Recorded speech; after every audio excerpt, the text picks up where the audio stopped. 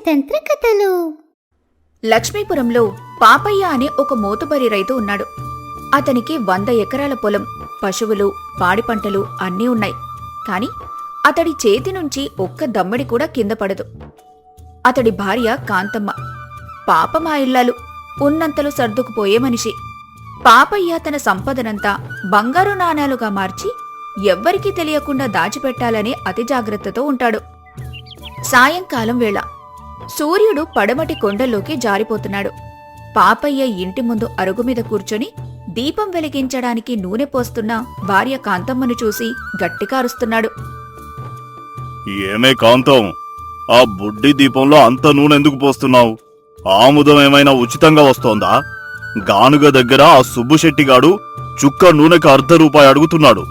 కొంచెం తగ్గించిపోయలేవు? అబ్బబ్బా, పొద్దున లేచిన దగ్గర్నుంచి ఇదే గొడవ. అయ్యా, చీకటి పడితే ఇంట్లో కాళ్ళు చేతులు కనపడవు, పురుగు పుట్ర తిరుగుతుంటాయి. కనీసం కంటికి కనిపించేంత వెలుతురు ఉండాలి కదా. పురుగుల్ని చూడడానికి దీపం ఎందుకే? కళ్ళు లేవు? అయినా పున్నమి వెన్నెల కిటికీలోంచి దండిగా వస్తుంటే ఆ ఆముదం దీపం దండగ కాకపోతే ఏంటి? ఆ ఒత్తిని కాస్త కిందకి లాగో, మంట చిన్నగా వస్తే నూనె ఆదా అవుతుంది. మీ పిసినారితనం మండిపోను. ఉన్నది ఒక్కగానొక్క ప్రాణం, దాన్ని కూడా చీకట్లో మగ్గిపోమ్మంటారా? మొన్నటికి మొన్న ఆ సుబ్బయ్య గారింట్లో పెళ్లికి కనీసం కొత్త బట్టలు కూడా కొనలేదు. నా చీరకి ఎన్ని చిల్లులున్నాయో చూడండి. ఓహో, ఇప్పుడు చీరల గొడవ వచ్చిందా? ఆ చిల్లులు కుట్టుకుంటే పోలా? కొత్త బట్టలు కొంటే పాతవేమైపోవాలి. అయినా డబ్బంటే ఏమనుకుంటున్నావు? అది లక్ష్మీదేవి. దాన్ని ఖర్చు పెడితే ఆ తల్లికి కోపం వస్తుంది. దాచిపెడితేనే కదా కష్టకాలంలో ఆదుకునేది. ఏ కష్టకాలం కోసం దాస్తున్నారో ఆ దేవుడికే తెలియాలి. కడుపు నిండా తినరు, కట్టుకోవడానికి మంచి బట్ట కొనరు. ఆ మూటలు కట్టుకుని స్వర్గానికి పట్టుకెళ్తారా ఏంటి? నోరుమోయ్, ఆడదానివి, నీకేం తెలుసు డబ్బు విలువ? ₹1 సంపాదించడానికి నేను పడే పాట్లు నాకే తెలుసు. నువ్వు లోపలికెళ్ళు, నేను కాసేపు గాలికి కూర్చుంటాను. కాంతమ్మ విసుక్కుంటూ లోపలికి వెళ్లిపోయింది. రాత్రి సమయం, ఊరంతా నిద్రపోయింది. పాపయ్యకు మాత్రం నిద్ర పట్టడం లేదు. అతడి ఆలోచనంతా తన గదిలో ఉన్న పెట్టె మీదే ఉంది.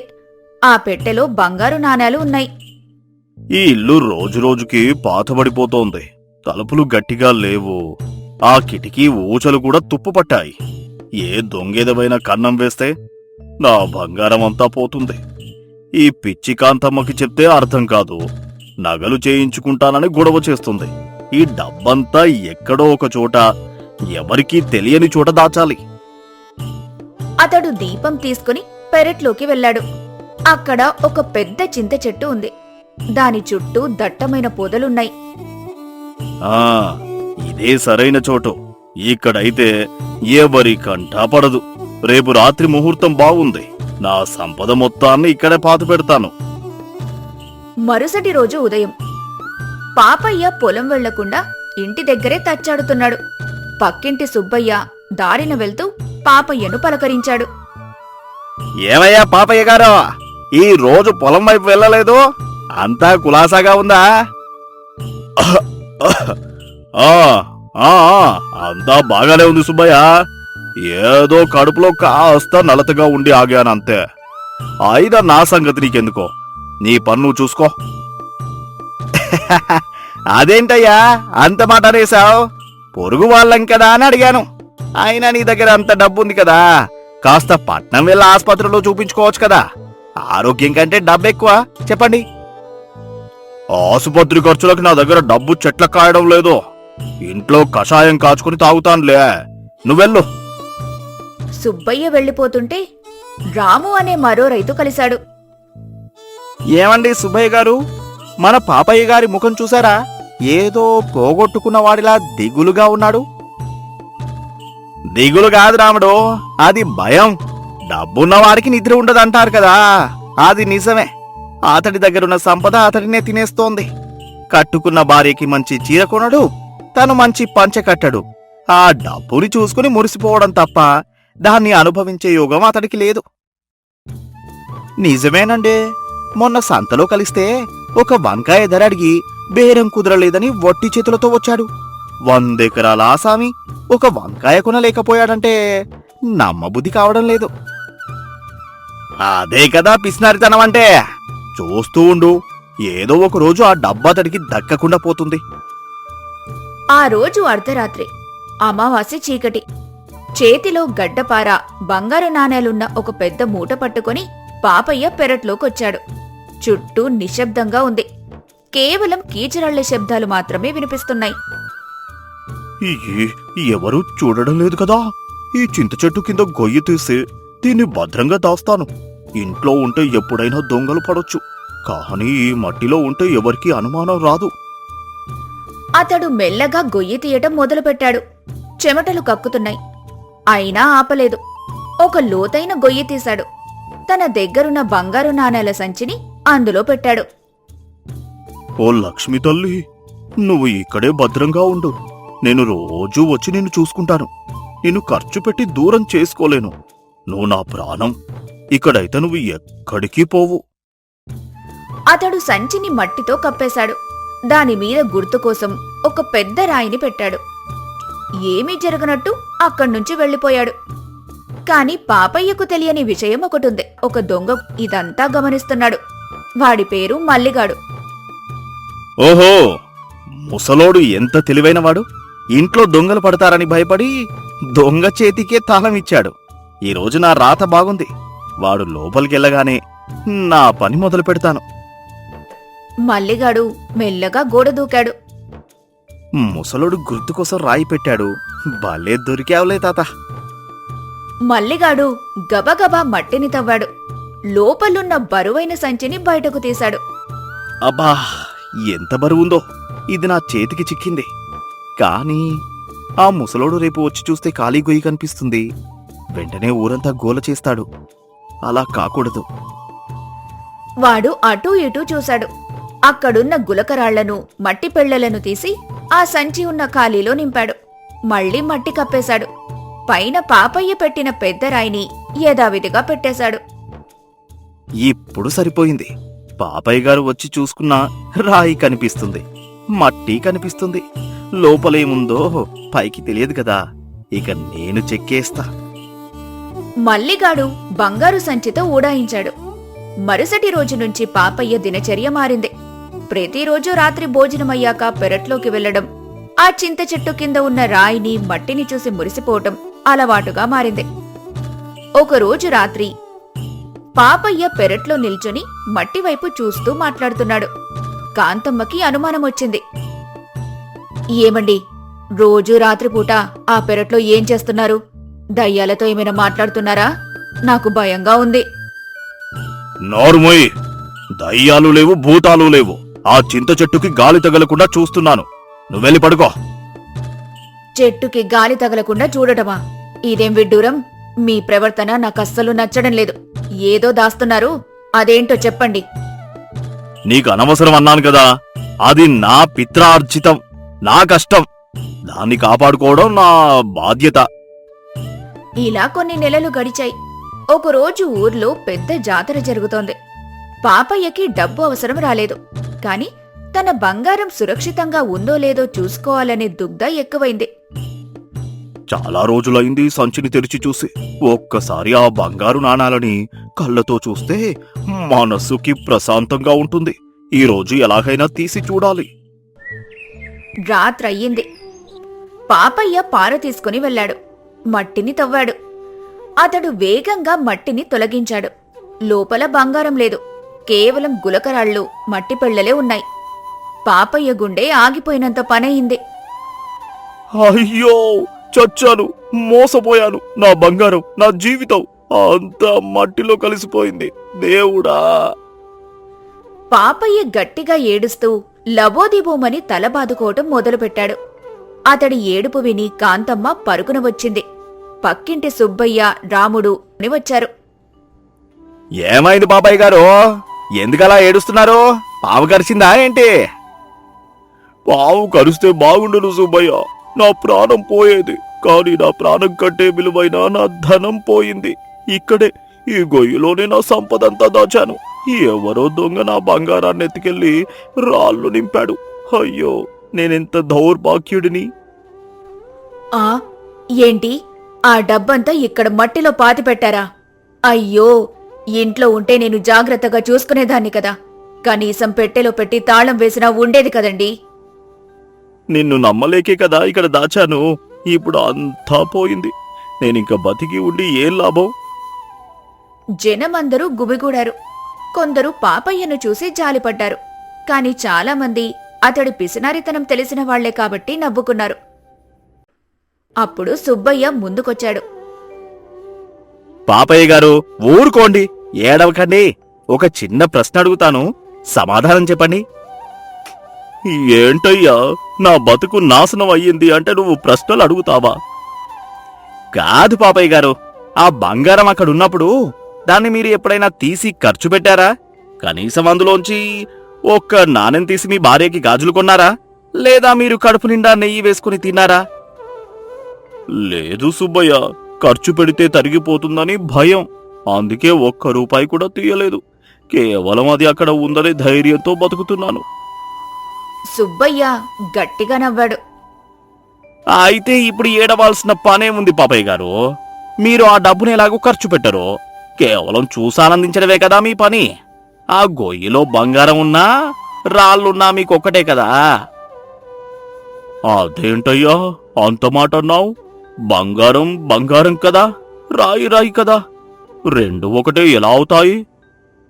వినండి పాపయ్య గారు, ఉపయోగించని వస్తువుకి విలువ ఉండదు. ఆ బంగారం అక్కడ ఉన్నన్నాళ్ళు అది కేవలం ఒక లోహం. దాన్ని మీరు అనుభవించలేదు, పరులకు పెట్టలేదు. అది మట్టితో సమానంగా అక్కడ పడుందంతే.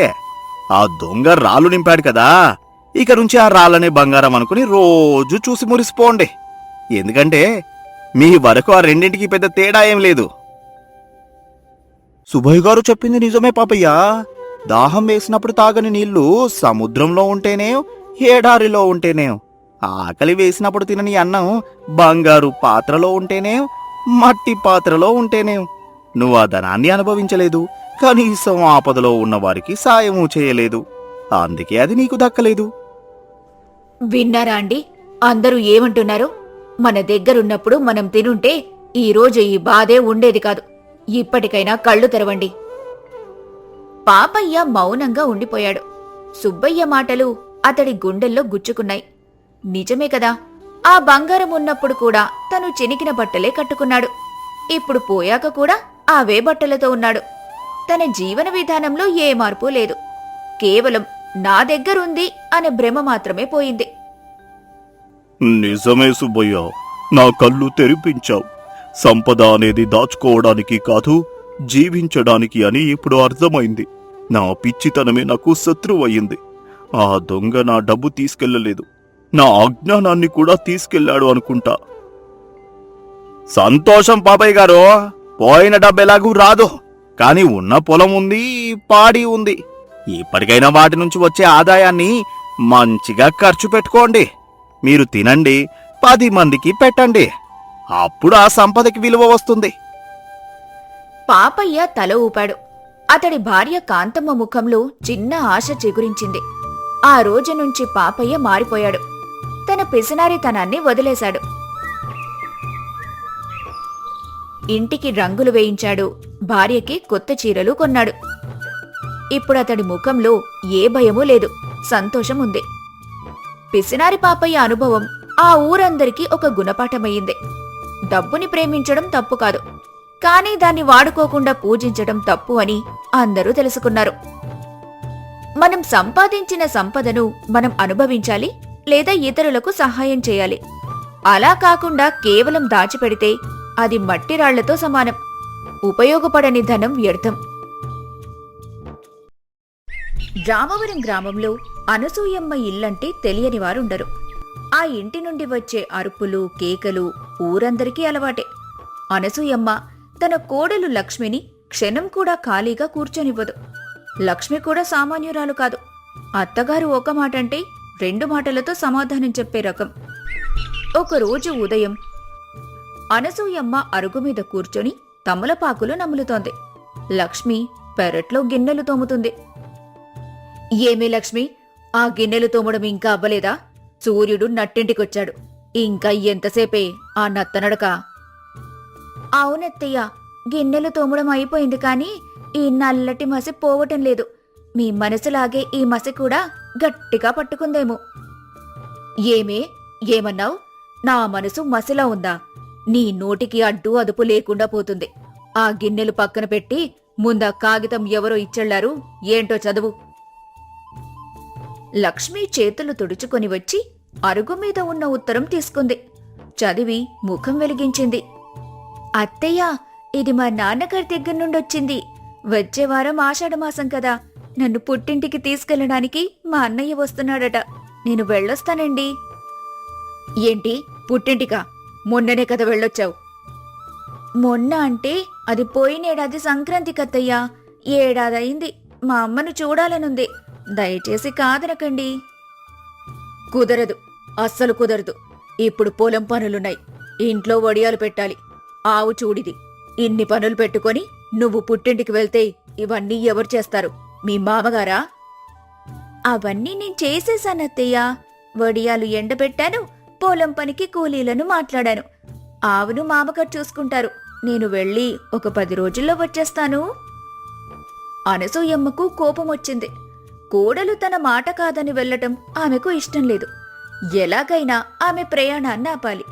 ఒక కుటిలమైన ఆలోచన ఆమె మెదడులో మెదిలింది. సరేలే, అంతగా ఏడుస్తున్నావు కదా, వెళ్ళు. కాని నాదొక షరతు. ఏంటత్తయ్యా షరతు? ఏది చెప్పినా చేస్తాను. పెద్ద షరతేం కాదులే. మా నాన్నగారికి రేపు తద్దినం. ఆయనకు ఇష్టమైన వంటలు చేయాలి. నువ్వు పుట్టింటికి వెళ్లే తొందరలో ఉన్నావు కాబట్టి నాకు 2 పనులు చేసిపెట్టు వెళ్ళు. చెప్పండి అత్తయ్యా. ఒకటి, గదిలో ఉన్న వడ్ల బస్తా ఉంది కదా, అందులోంచి నాకు 5 సేర్ల బియ్యం తీసివ్వాలి. కాని నువ్వు రోకలి పట్టుకోకూడదు, వడ్లను దంచకూడదు. వడ్లు దంచకుండా బియ్యం తీసి నా చేతిలో పోయాలి. 2, మన ఆవుంది కదా, దాన్నుండి నాకు ఒక కుండెడు స్వచ్ఛమైన పెరుగు కావాలి.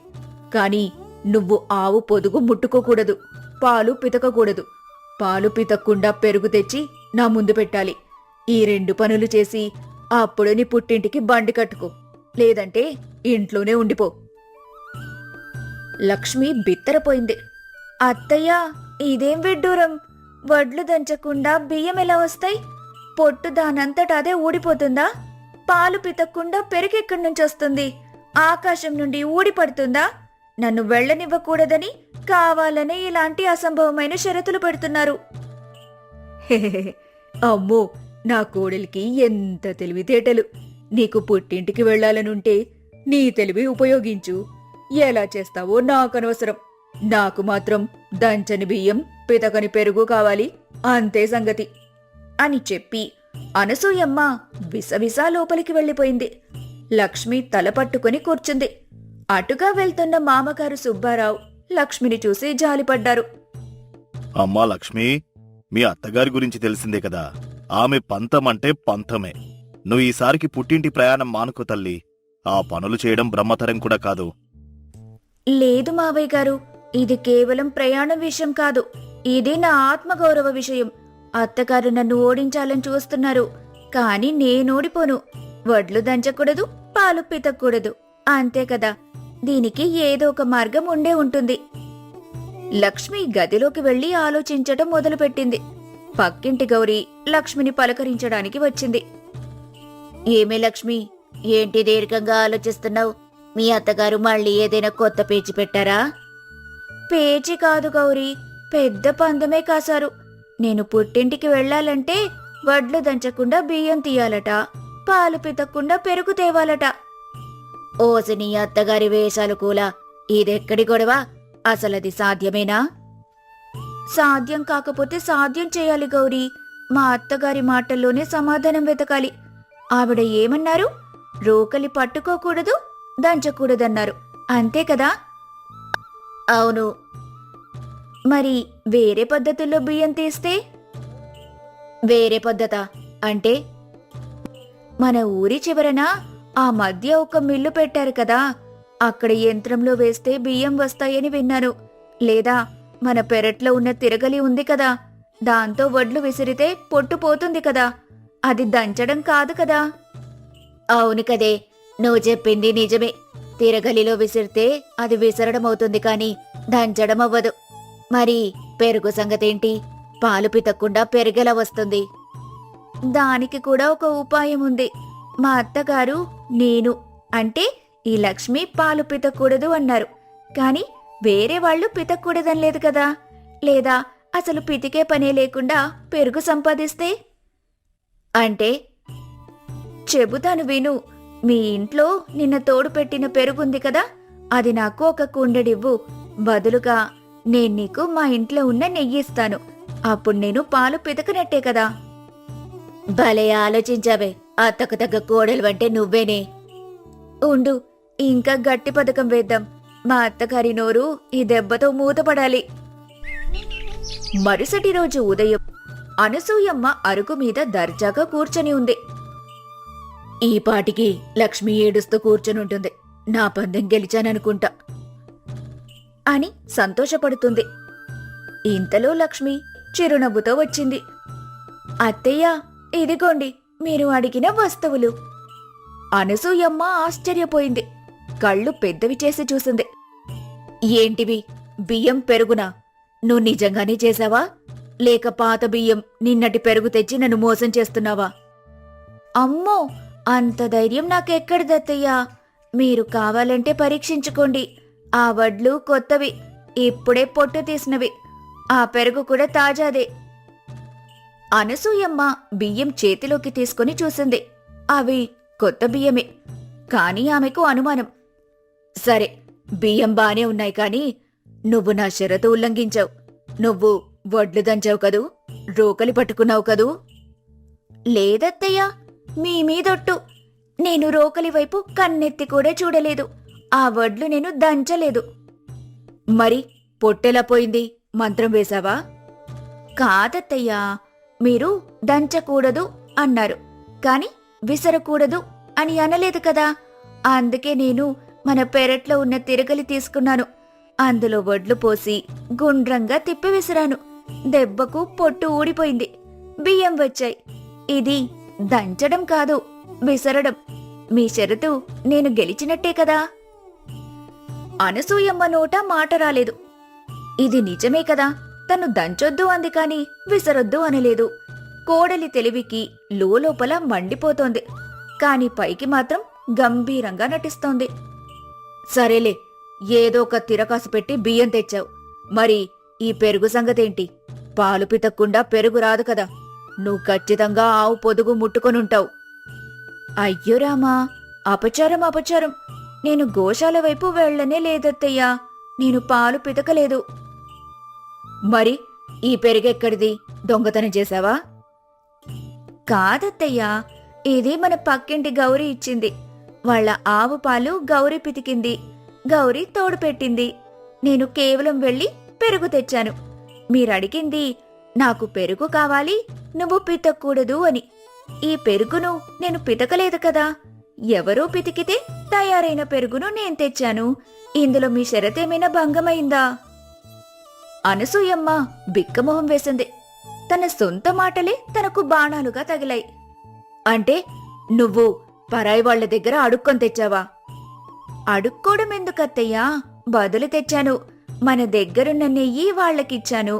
వస్తు మార్పిడి అంటారు కదా. మీరు పితక్కూడదన్నారు, నేను పితకలేదు. పెరుగు కావాలన్నారు, పెరుగు తెచ్చాను, అంతే. అనసూయమ్మకు కోపం ఆశ్చర్యం రెండూ కలిగింది. సరేలే, గెలిచావని ఒప్పుకోలేక మరో కొత్త మెలిక పెట్టాలని చూసింది. సరే లక్ష్మి, నువ్వు తెలివైందానివే. నా షరతులు నెరవేర్చావు. కాని ఇంకొక్క చిన్న మాట. ఇంకేంటత్తయ్యా, బండి కట్టుకోమంటారా? ఆగవే, తొందర. నువ్వు పుట్టింటికి వెళ్ళొచ్చు, కాని నువ్వు వెళ్లేటప్పుడు రహదారి మీద నడవకూడదు. అలాగే బండిలో వెళ్లకూడదు. గాలిలో ఎగిరిపోతావో మాయమవుతావో నాకు తెలీదు. కాలు కింద పెట్టకుండా పుట్టిల్లు చేరాలి. ఇదొక్కటి చేస్తే ఇక నిన్నాపను. లక్ష్మికి నవ్వొచ్చింది. అత్తగారి పట్టుదల చూస్తుంటే జాలి వేసింది. కాని దీనికి కూడా ఆమె దగ్గర సమాధానముంది. సరే అత్తయ్య, మీ కోరిక మేరకే వెళ్తాను. రహదారి మీద నడవను, బండి ఎక్కను, సరేనా? అదెలా సాధ్యం? చూస్తానుగా నీ ప్రతాపం. లక్ష్మి లోపలికి వెళ్లి తన బట్టలు సర్దుకుంది. కొద్దిసేపటికి బయటకొచ్చింది. ఆమె చెప్పులు వేసుకోలేదు. బదులుగా 2 పెద్ద చెక్క దిమ్మెలు కాళ్లకు కట్టుకుంది. అత్తయ్యా, చూడండి, నేను నేల మీద కాలు పెట్టడం లేదు, ఈ చెక్కల మీద నడుస్తున్నాను. అంటే నేను రహదారి మీద నడవనట్టే కదా? రహదారి మీదున్న చెక్కల మీద నడుస్తున్నాను. అలాగే బండెక్కలేదు, నడుచుకుంటూనే వెళ్తున్నాను. ఇదేం పైత్యమే? పైత్యం కాదత్తయ్యా, పద్ధతి. మీరడిగినట్టే చేస్తున్నాను. ఇంకేమైనా సందేహాలున్నాయా? అంతలో లక్ష్మి అన్నయ్య ఒక ఎద్దుల బండి తీసుకుని ఇంటి ముందుకొచ్చాడు. చెల్లెమా, బయలుదేరదామా? ఆగన్నయ్యా, అత్తగారి అనుమతి ఇంకా పూర్తిగా రాలేదు. అనసూయమ్మ ఇక చేసేది లేక తన కోడల్ని మాటలతో గెలవడం అసాధ్యమని ఆమెకు అర్థమైంది. ఓసిని తెలివి తగలయ్యా, చాలు ఆపింక. ఆ చెక్కలు విప్పి మర్యాదగా బండెక్కి వెళ్ళు. నువ్వింకొక్క క్షణమిక్కడుంటే నన్ను కూడా అమ్మేసి నేనమ్మలేదు బదులిచ్చానని చెప్పేలా ఉన్నావు. దండం తల్లి నీకు, వెళ్ళు. లక్ష్మి నవ్వుతూ చెక్కలు విప్పేసింది. ధన్యవాదాలత్తయ్యా, మీరు పెట్టిన పరీక్షల వల్లే నాకింత తెలివి వచ్చిందనుకుంటా. వెళ్ళొస్తాను. మావయ్య గారు, జాగ్రత్తండి. అత్తగారికి వేళకన్నం పెట్టండి, లేదంటే ఆకలితో ఆవిడ కోపం నశాళానికి అంటుతుంది. నువ్వెళ్ళు తల్లి, ఇక్కడ యుద్ధం ముగిసింది. నీ విజయ యాత్ర మొదలుపెట్టు. లక్ష్మి సంతోషంగా బండెక్కింది. బండి కదిలింది. అనసూయమ్మ గుమ్మం దగ్గర నిలబడి చూస్తూనే ఉండిపోయింది. ఆమె ముఖంలో కోపం పోయి ఒక చిన్న చిరునవ్వు మెరిసింది. గడసరిదే, కాని నా కోడలే కదా అని మనసులో అనుకుంది. సమస్య ఎంత జటిలంగా ఉన్నా సమయస్ఫూర్తితో ఆలోచిస్తే పరిష్కారం దొరుకుతుంది. అత్తగారు పెట్టిన అసంభవమైన షరతులను లక్ష్మి తన తెలివితేటలతో, భాషలోని మెలికలతో ఎలా అధిగమించిందో చూశాం కదా. బలం కంటే బలమైంది బుద్ధిబలం. అలాగే అత్తాకోడళ్ల మధ్య పంతాలుండొచ్చు, కాని అవి హద్దులు దాటకూడదు. లక్ష్మి గెలుపు, అనసూయమ్మ ఓటమి రెండూ ఆ ఇంటికి ఒక కొత్త పాఠం నేర్పాయి.